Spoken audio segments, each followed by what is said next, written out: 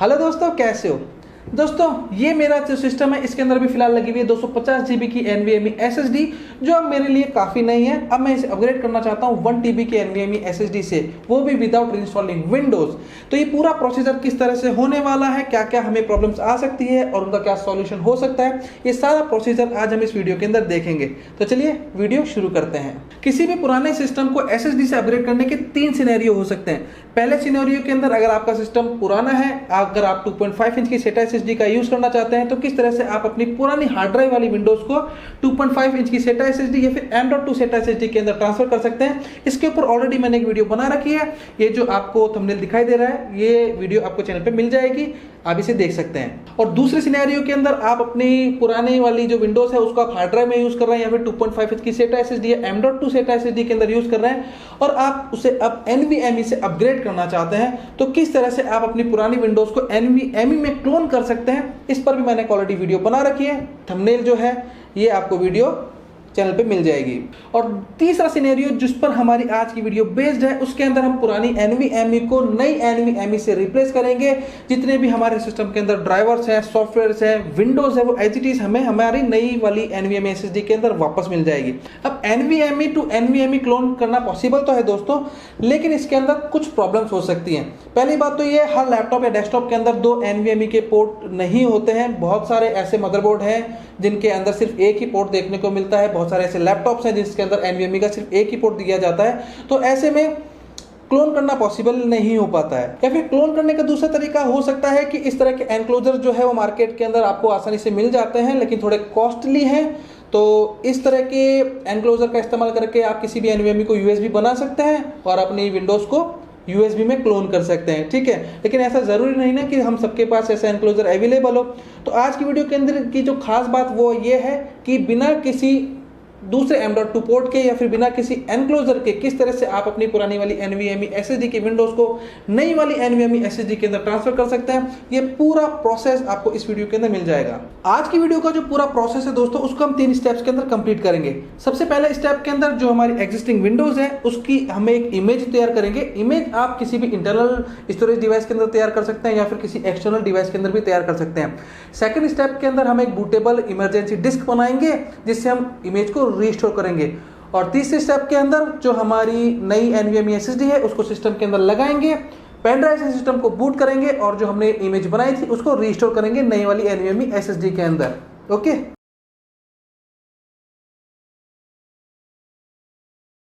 तो दोस्तों हम आ गए हमारी कंप्यूटर स्क्रीन के ऊपर। तो सबसे पहले आपको एक टूल डाउनलोड करना होगा जो कि हमारा ये टास्क कंप्लीट करेगा। चिंता मत करो, एब्सोल्युटली फ्री टूल है, इसके लिए आपको कोई भी चार्ज नहीं देना है। तो सबसे पहले आपको ब्राउजर ओपन करना है और यहां पर आपको टाइप करना होगा #leo बैकअप स्वीट, ठीक है, और एंटर कर देना है। इसके बाद #leo की वेबसाइट आपके सामने ओपन हो जाएगी। तो यहां पर आपको आना है यूटिलिटी सेक्शन के अंदर और यहां पर आपको बैकअप स्वीट देखने को मिलेगा। तो ये टूल आपको डाउनलोड कर लेना है। यहाँ पे देख सकते हैं completely free Windows backup software helps you to protect Windows and data security, और यहाँ पर कंप्लीटली फ्री यहाँ पे लिखा हुआ है। तो ये टूल आपको डाउनलोड कर लेना है। बहुत ही छोटा टूल है, सिर्फ तकरीबन 26 MB के आसपास इसका साइज है। मैंने ऑलरेडी इसे डाउनलोड कर रखा है और अपने सिस्टम के अंदर से इंस्टॉल कर रखा है, ठीक है। तो आपको करना क्या है, सिंपली आपको ओपन करना होगा #leo बैकअप स्वीट। अब हम क्या करेंगे, हम हमारी जो विंडोज है इसका एक बैकअप तैयार करेंगे, ठीक है। अब यहाँ पर पहले मैं आपको मेरे सिस्टम के अंदर क्या क्या कॉन्फ़िगरेशन है वो मैं आपको बता देता हूँ, ठीक है।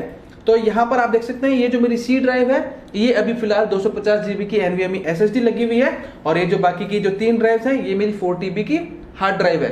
तो हम बैकअप लें, इसके लिए जरूरी है कि हमारा जितना C ड्राइव कैप्चर हुआ है उतना ही स्पेस हमको बैकअप के लिए रिजर्व रखना होगा। अब आप चाहे तो वो किसी एक्सटर्नल डिवाइस के अंदर भी बैकअप ले सकते हैं या फिर अगर आपके पास एक इंटरनल हार्ड ड्राइव है तो इंटरनल हार्ड ड्राइव के अंदर भी आप बैकअप ले सकते हैं, ठीक है। तो अभी यहाँ पर मैं इसकी प्रॉपर्टीज चेक करता हूँ। तो यहाँ पर तकरीबन 123 GB के आसपास इसने कंज्यूम कर रखा है। तो मुझे देखना होगा कि मेरा जो अदर पार्टीशन है या फिर अदर जो हार्ड ड्राइव है उसके अंदर कम से कम 123 GB का स्पेस कवर होना चाहिए। तो ये जो मेरा F ड्राइव है इसके अंदर भी 144 GB का स्पेस अवेलेबल है। तो मैं क्या करता हूँ, यहाँ पर एक न्यू फोल्डर क्रिएट कर देता हूँ और मैं यहाँ पर डाल देता हूँ विन बैकअप। ओके, तो अब हमें क्या करना है, हमें #leo बैकअप स्वीट को करना है ओपन, और ओपन करने के बाद हमें क्या करना है, ये जो बैकअप वाला ऑप्शन है इस पर क्लिक करना है और यहाँ पर आपको मिलता है सिस्टम बैकअप का ऑप्शन, इस पर आपको क्लिक करना है। अब देखिए जो भी पार्टीशन विंडोज से रिलेटेड है वो सभी ऑटोमेटिक यहाँ पर सिलेक्ट हो गए हैं। यहाँ पे आप देख सकते हैं तकरीबन 3 पार्टीशन जो है वो इसने ऑटोमेटिक यहाँ पर सिलेक्ट कर लिए हैं। ओके, अब ये जो डेस्टिनेशन है जहाँ पर एक फोल्डर का आइकन बना हुआ है इस पर आपको क्लिक करना है और जो डेस्टिनेशन हमने यहाँ पे सिलेक्ट किया था एफ ड्राइव के अंदर मैंने यहाँ पर विन बैकअप के नाम से बनाया था, इस फोल्डर को आपको सिलेक्ट कर लेना होगा। ओके, और टास्क नेम आप यहाँ पर दे सकते हैं जो भी आप देना चाहते हैं। मेरी विंडोज 11 है तो मैंने यहाँ पर विंडोज 11 बैकअप इसका टास्क दे दिया है और डिस्क्रिप्शन के अंदर इसका डेट एंड टाइम आ रहा है वो मैं एज इट इज रहने देता हूँ। सिंपल है। इसके बाद आपको प्रोसीड वाले बटन के ऊपर क्लिक कर देना है। अब आपके सिस्टम के अंदर जो भी ऑपरेटिंग सिस्टम है, फाइल्स है, ड्राइवर्स है, उन सब की एक इमेज तैयार हो जाएगी। इमेज तैयार होने में कितना टाइम लगेगा दोस्तों, ये डिपेंड करता है कि साइज कितनी होगी उस इमेज की, यानी कि जो सी ड्राइव है आपका कितना भरा हुआ है वो साइज उस पर डिपेंड करता है। तो चलिए इस टास्क को कंप्लीट होने देते हैं, फिर लॉड कराते हैं। दोस्तों बैकअप का टास्क हमारा यहाँ पर कंप्लीट हो गया है और इस बैकअप को कंप्लीट करने में हमको 16 मिनट का समय लगा है। तो एक बार हम बैकअप इमेज को भी चेक कर लेते हैं। हम जाते हैं हमारे उस लोकेशन पर जहाँ पर हमने बैकअप लिया था और यहाँ पर ये देखिए ये जो इमेज है ये क्रिएट हो चुकी है। अगर हम इसकी प्रॉपर्टीज चेक करते हैं तो इसका फाइल साइज जो है वो तकरीबन 89 GB के आसपास है और हमने हमारी सी ड्राइव को चेक किया था उसके अंदर तकरीबन 123 GB जो है वो कंज्यूम हो रखा था और बैकअप जो है वो हमारा 89 GB के आसपास बना है क्योंकि जो इमेज है ये थोड़ी सी कंप्रेस हो जाती है। ठीक है, तो चलिए अब हम बढ़ते हैं हमारे सेकंड स्टेप की तरफ।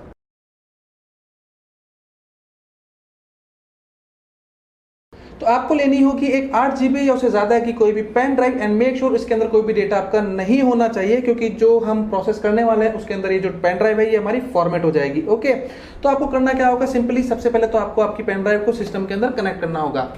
ओके, और इसके बाद आपको टूल ओपन करना होगा।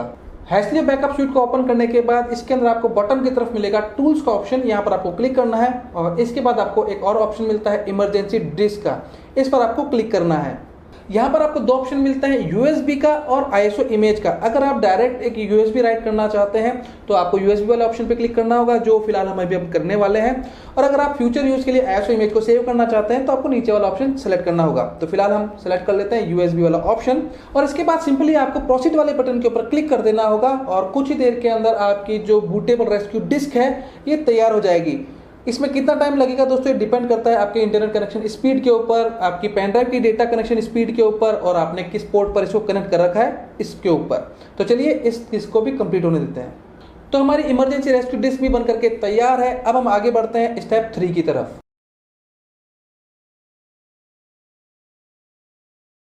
अब हमें इस नई वाली NVMe SSD को सिस्टम के अंदर कनेक्ट करना होगा। इसके लिए मुझे सिस्टम को करना होगा शट डाउन और पुरानी वाली NVMe SSD को बाहर निकालना होगा। सिस्टम हमारा शट डाउन हो चुका है तो अब हम क्या करते हैं, इसके पैनल को करते हैं ओपन और शायद स्विच दोबारा दब गया है ऑटोमेटिकली, तो मुझे इसको एक बार मैनुअली बंद करना पड़ेगा। ठीक है, फिलहाल इस ग्लास को मैं रख देता हूँ नीचे की तरफ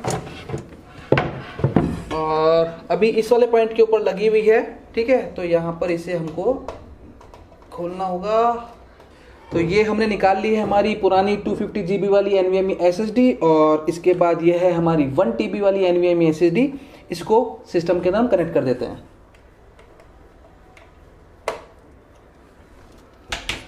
NVMe हमने सिस्टम के अंदर कनेक्ट कर दी है, तो चलिए प्रोसेस शुरू करते हैं। सेटअप हमारा यहाँ पर कंप्लीट तैयार हो चुका है और मैंने यहाँ पर मेरा मोबाइल फिक्स कर दिया है ताकि ये जो स्क्रीन रिकॉर्डिंग है ये आपको अच्छी तरह से दिखाई दे सके। तब हमें क्या करना है, इस बूटेबल पेन ड्राइव को हमारे सिस्टम के अंदर कनेक्ट करना होगा। तो फिलहाल मैं इसे कर देता हूं कनेक्ट और कनेक्ट करने के बाद सिस्टम को ऑन करना होगा और ऑन करने के बाद हमें टेम्परेरी बूट मेन्यू ऑन करना होगा। मेरे केस के अंदर F11 से टेम्परेरी बूट मेन्यू जो है वो ओपन हो जाता है। बूट मेन्यू यहाँ पर अपेयर हो गया है और यहाँ पर हमने जो हमारी पेन ड्राइव को लगाया है वो शो कर रहा है, तो हमें इससे बूट करवाना होगा सिस्टम को। अब सॉफ्टवेयर का ग्राफिकल यूजर इंटरफेस हमारे सामने आ चुका है, तो हमें क्या करना होगा, जाना होगा रीस्टोर में। पहले हमने बैकअप लिया था, अब रीस्टोर करेंगे, जाहिर सी बात है।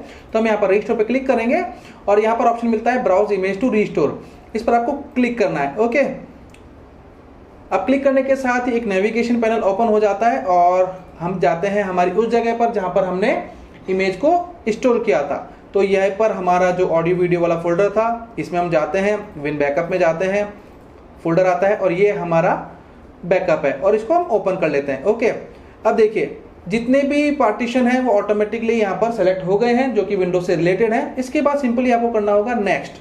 अब देखिए यहाँ पर जो ऊपर वाला पार्टीशन है दोस्तों, ये मेरी 4 TB वाली पार्टीशन है जिसके अंदर हमने इमेज को रिस्टोर किया है, ठीक है। और ये जो है ये वाला पार्टीशन है जिसके अंदर हमने 1 TB की NVMe को लगाया है, ये वो है, अनपार्टीशन शो कर रहा है। और ये जो थर्ड वाला पार्टीशन है ये हमारी पेन ड्राइव है।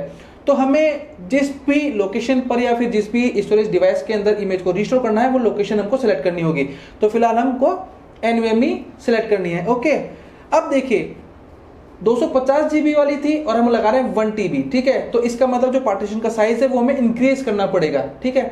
और ये भी हो सकता है कि आपका जो सिस्टम है वो पहले SATA का यूज कर रहे हो, अब आप NVMe से अपग्रेड कर रहे हैं, तो उसके अंदर क्या होता है कि बूटिंग सीक्वेंस में प्रॉब्लम आ सकती है। तो उससे बचने के लिए आपको करना क्या होगा, ये जो यूनिवर्सल रिस्टोर वाला ऑप्शन है इस पर आपको चेक कर देना होगा, दैट्स इट, इतना ही करना है। इसके बाद नेक्स्ट वाले बटन के ऊपर क्लिक कर देना है।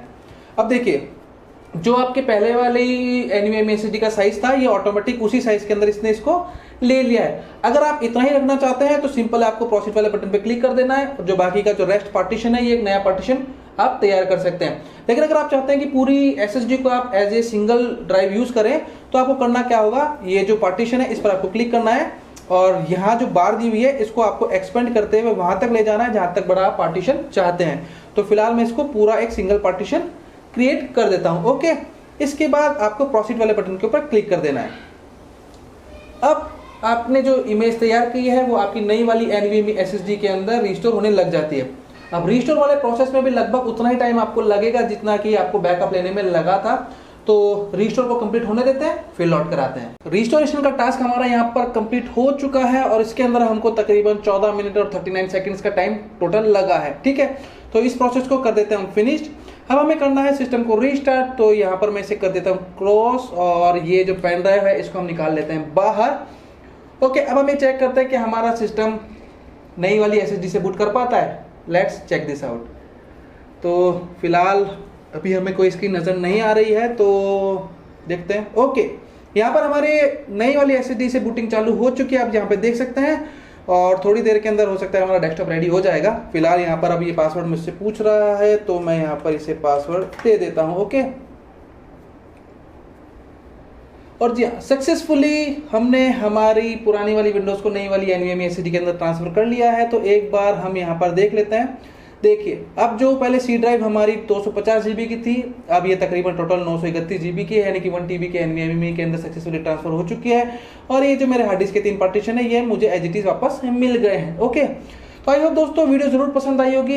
और दोस्तों अक्सर मैंने देखा है कि यार आप लोग मेरी वीडियोस देख तो लेते हैं लेकिन चैनल को सब्सक्राइब नहीं करते हो। दोस्तों बड़ी मेहनत लगती है इस तरह की वीडियोस बनाने में, यूजफुल अगर आपको लगती है तो आपको लाइक भी करना चाहिए और चैनल को सब्सक्राइब भी करना चाहिए ताकि मेरी आने वाली वीडियोस के नोटिफिकेशन आपको मिलते रहें और आप मेरी कोई भी ऐसी इंटरेस्टिंग वीडियोस मिस ना कर पाए। दोस्तों आज की वीडियो अगर यूजफुल लगे तो लाइक जरूर कीजिएगा, चैनल पर नए हैं तो सब्सक्राइब जरूर कीजिएगा, पुराने हैं तो बने रहेगा। फिर मुलाकात होगी अगली वीडियो में किसी टेक्निकल टॉपिक के साथ, तब तक इजाजत दीजिएगा। गुड बाय, जय हिंद।